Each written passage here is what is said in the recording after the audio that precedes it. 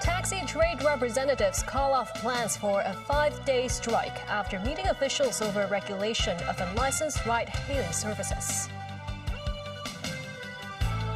Russia and the U.S. agreed to work towards ending the Ukraine war and improving their diplomatic and economic ties. And Donald Trump says he intends to impose auto tariffs of around 25% and similar duties on semiconductors and pharmaceutical imports.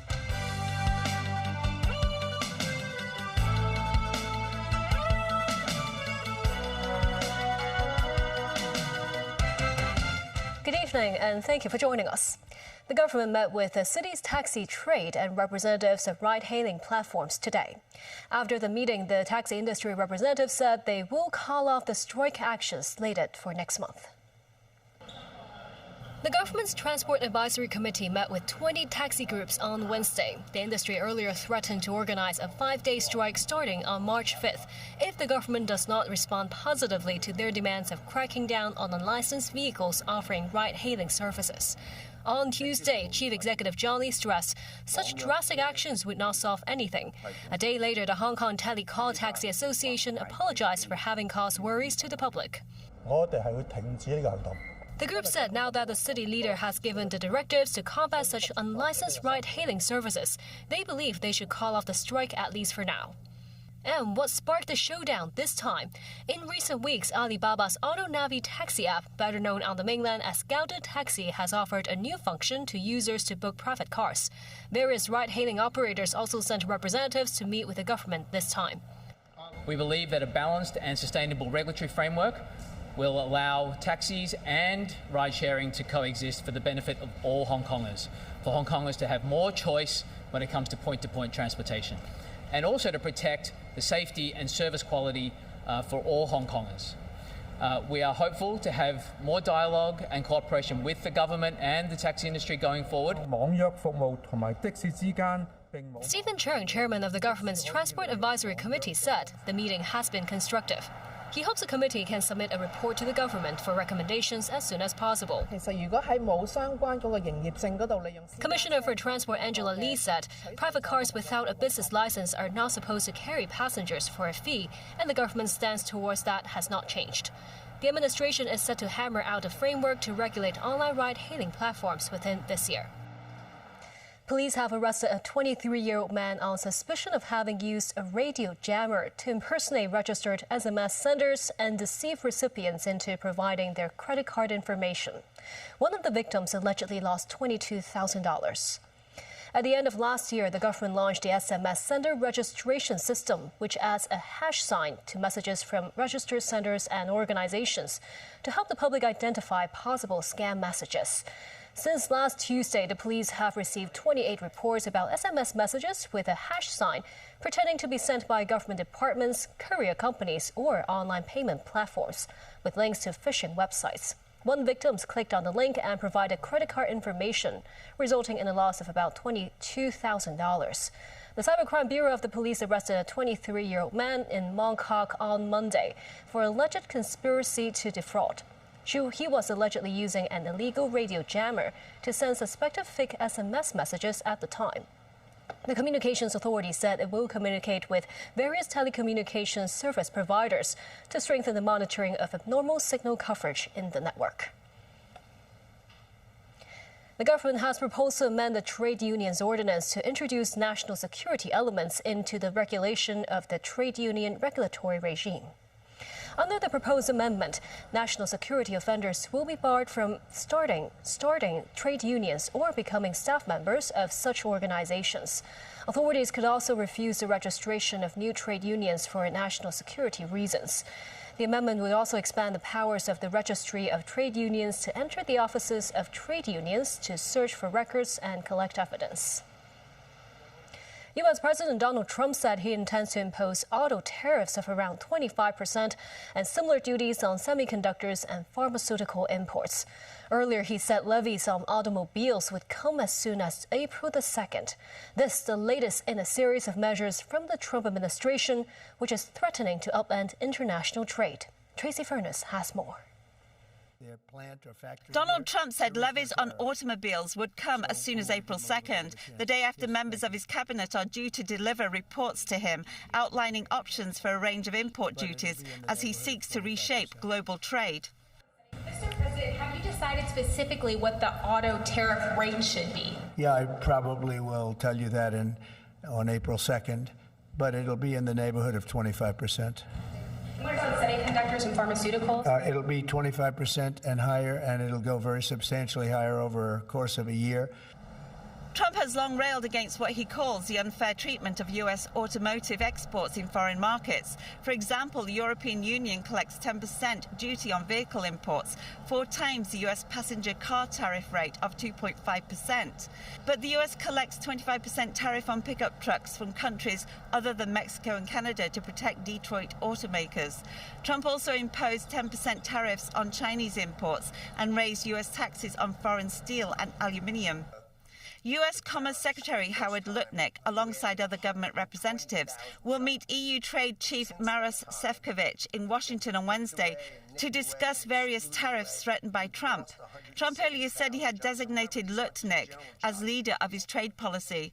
Lutnick told senators he has advised Trump to pursue across-the-board tariffs, country by country, to restore reciprocity to America's trading relationships.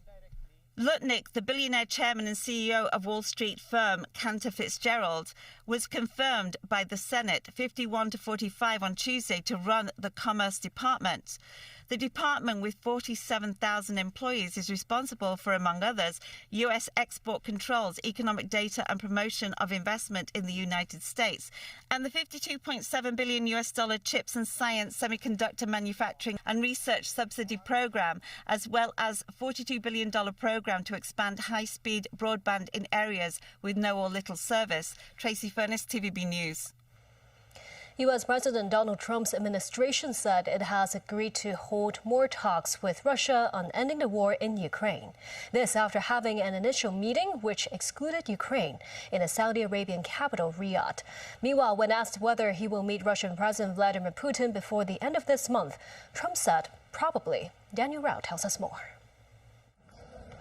The talks in Riyadh, the first time US and Russian officials have met to discuss ways to halt the deadliest conflict in Europe since the Second World War. US Secretary of State Marco Rubio said the two sides agreed broadly to pursue 3 goals.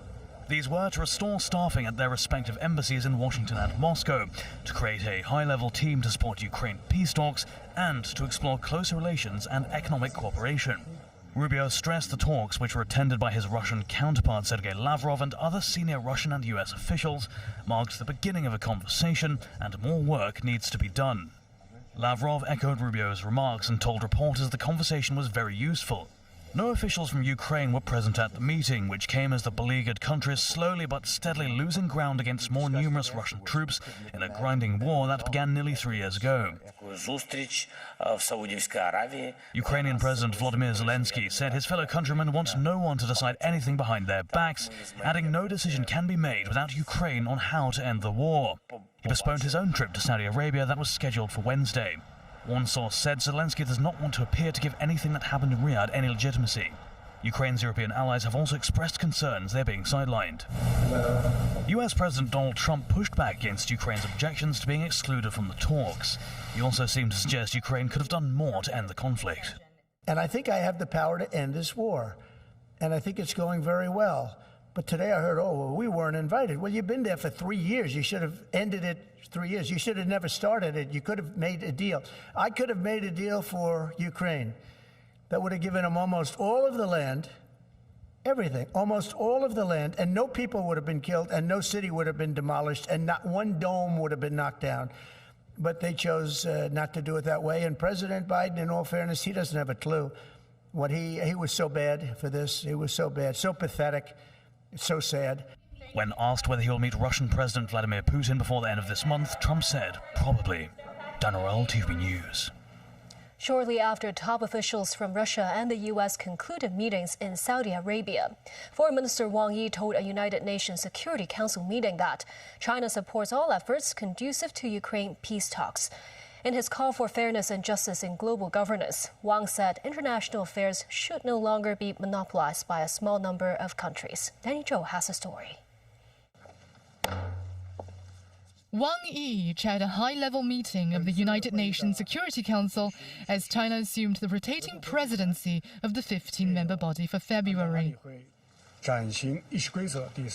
Reflecting on the UN's 80-year history, Wang doubled down on China's commitment to multilateralism and urged countries to revisit their original mission while keeping abreast with the times. He said comprehensive peace and shared prosperity were elusive, while peace and development remains a long-term arduous task. Global governance should contribute to peace, security, and common development, he suggested. And improvement is needed to make it more open, inclusive, and fair to give the Global South a larger voice. Wang also outlined proposals for the Security Council to better respond to global expectations, prioritizing the common good, restoring unity among the 5 permanent members through constructive dialogue, honoring commitments, and upholding reforms. This echoed with UN Secretary-General Antonio Guterres' call for an expanded and transparent Security Council. Wang said China supports all efforts conducive to Ukraine peace talks, and that it would continue to follow the 4 principles listed by President Xi Jinping. This include respecting sovereignty and territorial integrity of all countries, observing the UN Charter, and paying due regard to legitimate security concerns of all countries. Apart from the Ukraine crisis, Wang said attention needs to be paid to other global hotspots, such as the Middle East. He emphasized Gaza and the West Bank are not bargaining chips in political trade-offs, hitting out at U.S. President Donald Trump's claim of taking over Gaza. Wang advocated speeding up the 2-state solution and establishing an independent Palestinian state based on the 1967 borders. He said Palestinian factions need to fully implement the Beijing Declaration, and Gaza's post-war governance should adhere to the principle of the Palestinians governing Palestine in a bid to achieve peaceful coexistence between Palestine and Israel. Danny Zhou, TVB News.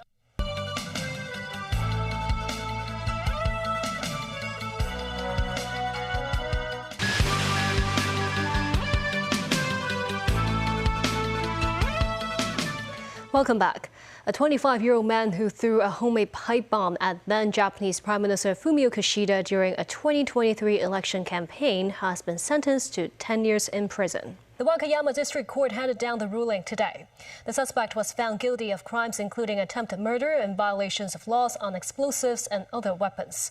The court said he was aware of the potential for a fatality in his attack. It described the attack as a serious challenge to democracy, saying it posed a significant danger to many people. The incident took place on April 15, 2023, at a fishing port in the city of Wakayama, about a year after the assassination of former Japanese Prime Minister Shinzo Abe. Kishida was unhurt, but 2 others were injured in the attack. Pope Francis has developed pneumonia in both lungs, according to a Vatican spokesman.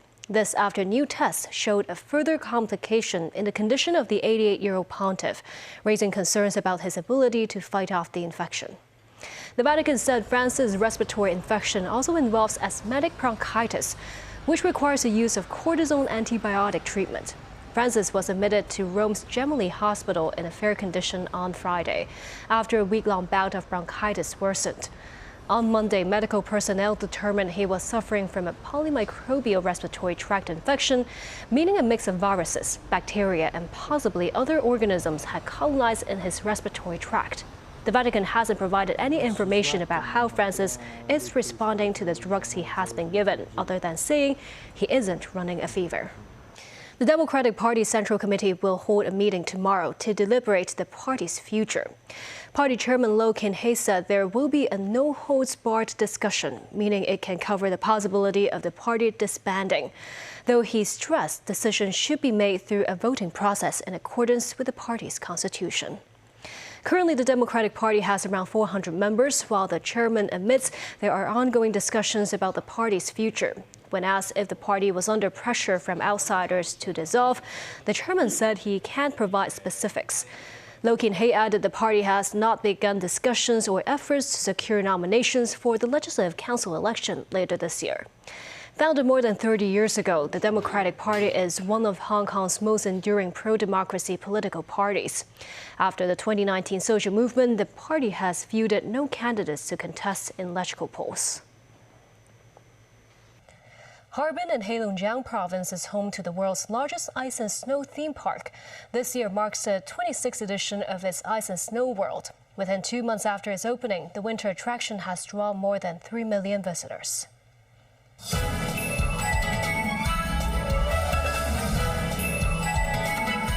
Harbin Ice and Snow World has served as a branch venue of the 2025 Asian Winter Games, featuring the Snowlight at Cauldron and landmarks of participating countries and regions. Beijing's Temple of Heaven, flanked by Macau's ruins of St. Paul's and the forever blooming Bohemia of Hong Kong, all illuminated by special lighting. The attraction also features the world's largest ice maze. Harbin's Ice and Snow World is open from December to early March every year. This year, the venue has expanded, covering 1 million square meters. The attraction has received more than 3 million visitors since its opening on December 21st. Among them was Hong Kong SAR Chief Executive John Lee. A nighttime spectacle with these drones and ice sculptures presenting a moment to remember and capture. This Shanghai tourist says she's impressed by the exuberance of colors, noting she has always longed to visit Hong Kong. This tourist from Guangzhou says she hasn't been to Beijing, but here in Harbin she can enjoy some landmarks and ice from the capital. Another popular spot is this 500-meter-long ice slide and this 42-story high Ferris wheel. Hong Kong's Travel Industry Council led a delegation to Harbin and said, although there is no snow in Hong Kong, the city can take reference from Harbin's tourism campaign. The council's Director General Fanny Yeung said tourists are treated to a plethora of experiences. For example, the thrills of a mega ice slide, and Hong Kong can also think about what other experiences it could offer to visitors beyond just sightseeing spots. For instance, hiking experience, Yeung said. The adult ticket price of Harbin Ice and Snow World has been reduced from 328 to 200 won after the closing of the Asian Winter Games. And that's the news. Thank you for watching.